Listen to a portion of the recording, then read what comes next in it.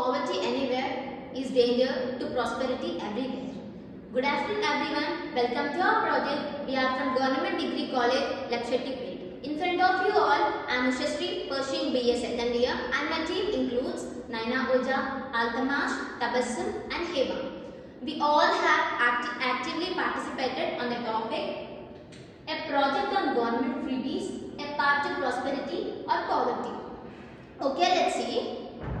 Developing countries like India is very common for providing freebies to the people by the government. Yes, there are different kind of people in India like aristocratic people, below poverty people and etc. Let us know, are they uplifting their life to the schemes or not? Research methodology. We have conducted survey through online and offline modes. Through offline modes, we have interacted with many people, many different people, from the educated to uneducated, from the employed to unemployed, from the farmers to the students, and they all have very different opinions on how these freebies are useful in their day-to-day lives. We have formulated a 20 such statements questionnaire to know their opinions. Our project's main aspect, key aspect, is to know the outlines of what these freebies and how these are useful.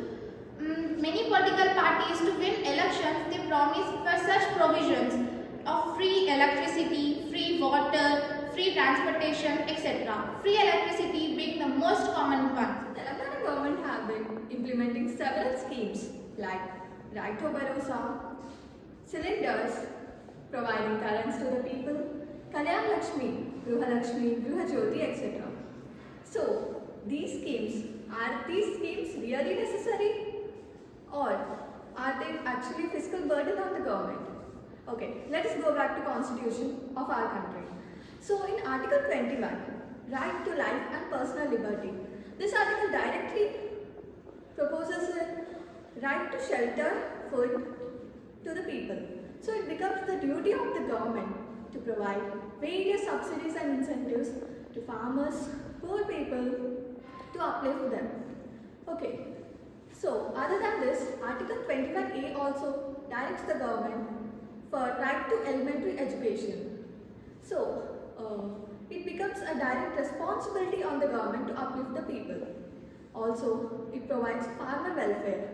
The distressed farmers, the debted farmers have to be uplifted because the country's economy is in their hands, and it provides a better demography on the people. If people eat nutritious food, their standard of living will be improved.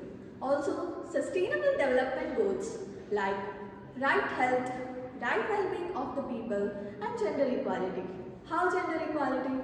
Article 39, equal pay for equal work. The government's responsibility to provide minimum support prices to the people ensures equality, right to liberty.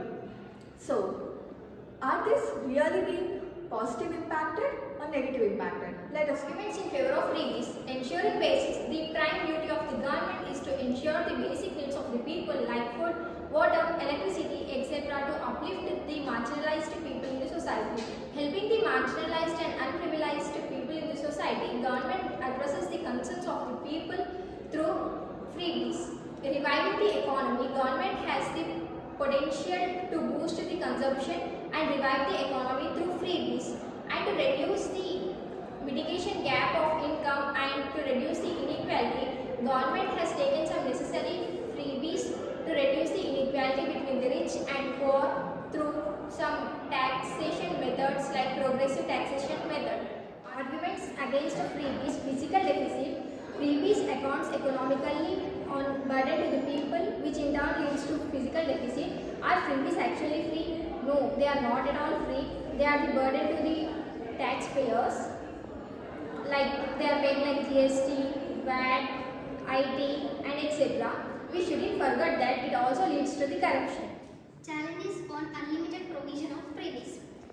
Continuous provision of freebies will increase the prices, and also it provides challenges for development of state and across, and it will remain the long-term impact on financial budgeting and unemployment and revenue generation. The next one is fiscal burden. Fiscal burden also have its adverse consequences judicial health, and microeconomics and stability of state or government by increasing public expenditure and inflations and debts. For example, we have farmer loan and pensions. These schemes will remain the state in ability. It lacks the ability of state for investing in other sectors to repay its obligations. Next one is against the constitutional principles, making promises when the state is lack of money for fulfillment of fundamental rights and directive principles is also come under a kind of against the constitutional directive principles. The conclusion is this project is designed to analyze and also to evaluate the impact of these freebies on the state economy. So, to understand our intention in better way, we can get a four-dimensional understanding by this famous quotation that give a man fish and feed him for a day. Give a man a fish, feed him for a day, but teach a man to fish and you feed him for lifelong. By this we can understand that the government has to provide the opportunities for poor, needy and marginalized people with inculcation of spirit of